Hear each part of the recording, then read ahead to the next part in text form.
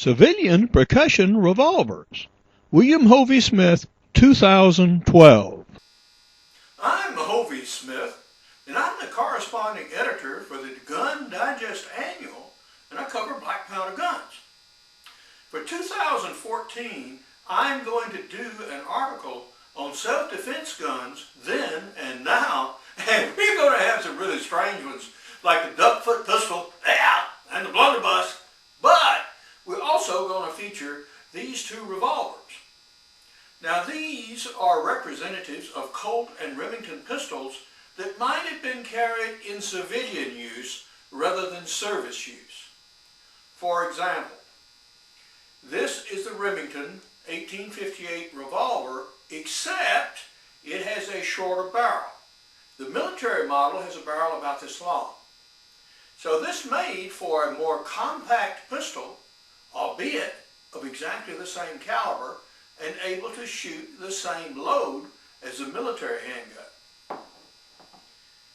The little Colt here is a .36 caliber, and it is more or less after the 1860 Army by Colt. And it has these very streamlined features, unusual, and it has a rebaited cylinder, and as you see, is ready to shoot.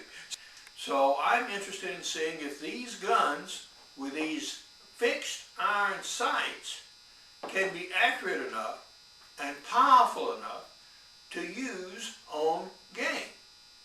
I'm not expecting the .36, for example, to be able to kill a deer. No, it's not that potent. As a matter of fact, the usual loads more nearly compare to the .32 Smith & Wesson revolver cartridge, while the .44 more nearly compares to loads out of the .38 Special. So these are for very close range shots, basically for finishing wounded game or for putting another bullet into a struggling animal that you shot with your muzzle loader and you don't have time to reload your rifle. So that is how I will use these guns. So we're going to take them out and shoot them and tell you about loads when I come back. We are proceeding with our investigation of the .36 caliber Colt Pocket Police and this 5.5-inch barrel Remington 1858. And what we found out was, well, the Pocket Police wasn't really functional. So consequently, after it failed to hit a 3x3 target practically at 20 yards, and the barrel wedge was so loose that it just fell out when you touched it with the fingers, that thing went back to the factory. So we won't be seeing it for a while. But with the Remington here, now it proceeds to function well, and we have discovered that its chambers have different capacities. Consequently, the maximum load that we can put in this gun is 32 grains of triple FG, so that the balls will actually seat below the ends of all of the chambers, and the cylinder will rotate freely when the gun is cocked. Yeah, that's pretty vital. So that's the load we're going to proceed with. The bigger cap there left, and I'm going to load up some more, and then now we're going to start shooting for accuracy. I've started adjusting the sights already. And what I've done is to widen the sight groove here and also lower this front sight. The gun is shooting low. By removing some from the front sight, that will raise the strike of the bullets higher. When I get it where I want it, I'll touch up the metal with a little Casey's Permablue, and that'll take care of that. I'm now confident enough of the gun that I'm going to take a field position on the shooting stool and actually shoot at a target at 20 yards. And so we'll try that out and see how this round ball load does.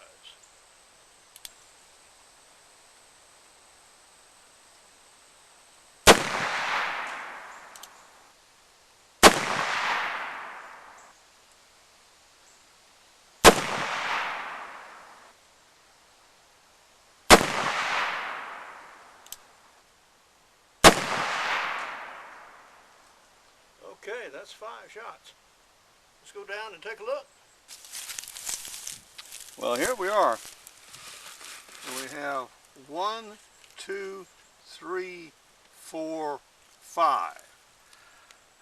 So if you said the center of the group, well, I would suppose the center of the group to be about here. All right. So it's seemingly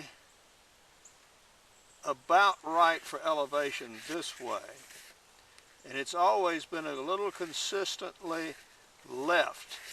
So when I shoot this gun at game, I'm going to have to aim right about here to actually get consistent hits, I believe. So to get them into the bullseye area. Not particularly swift. Okay. But certainly nothing special. I have an out-of-date catalog here, so we'll see how the bullet does for penetration.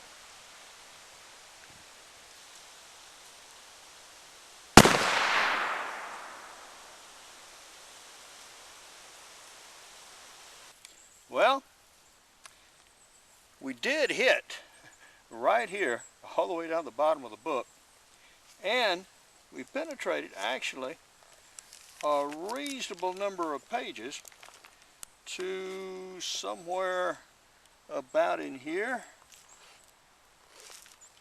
And the poor slug got just fairly well shredded. You can see the little pieces of torn metal there. But this would have certainly had considerable impact on a piece of game, or a person for that matter. A penetration test without something to compare it to is not especially informative.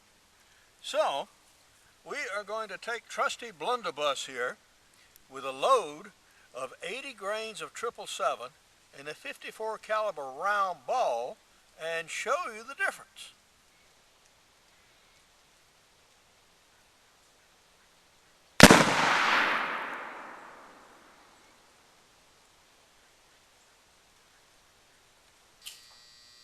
Well, we're back from the range with a 5.5-inch barrel Remington, and this limited shooting has basically told us what we needed to know. This round ball with 32 grains of FFG will hit targets reasonably well out to 20 yards. Now, my general plans for this use is using it to finish off big game animals at like 3 feet. Much less 20 yards. But it's nice to know that you have some longer range capabilities.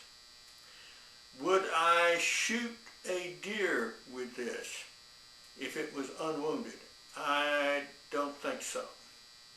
Now there are some smallish deer on some islands I'm going to be hunting, and these are within the range of capabilities of this gun, probably. I mean, these are tiny deer. The biggest ever was 132 pounds. Small things. Yeah, this might take one of those.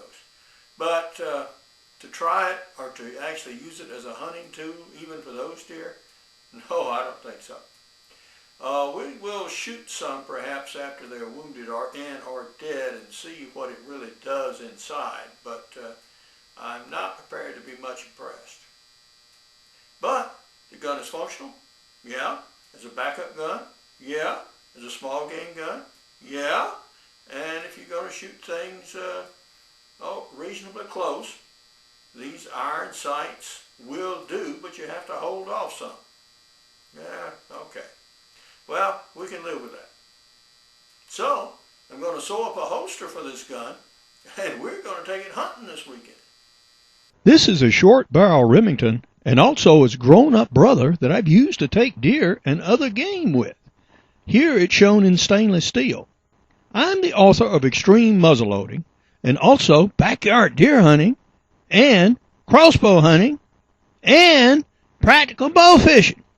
So these are all some of my books. Now the load used in this gun is actually 30 grains by weight of Goex FFG, or 32 grains as thrown by my measure. For more information on my books, blogs, videos, and radio show, Hovey's Outdoor Adventures, go to my website, www.hovey.com. www.hoviesmith.com. Now you can look for my hunts on Georgia's Golden Isles in later episodes. Good hunting and good eating from the outdoors. Goodbye and God bless.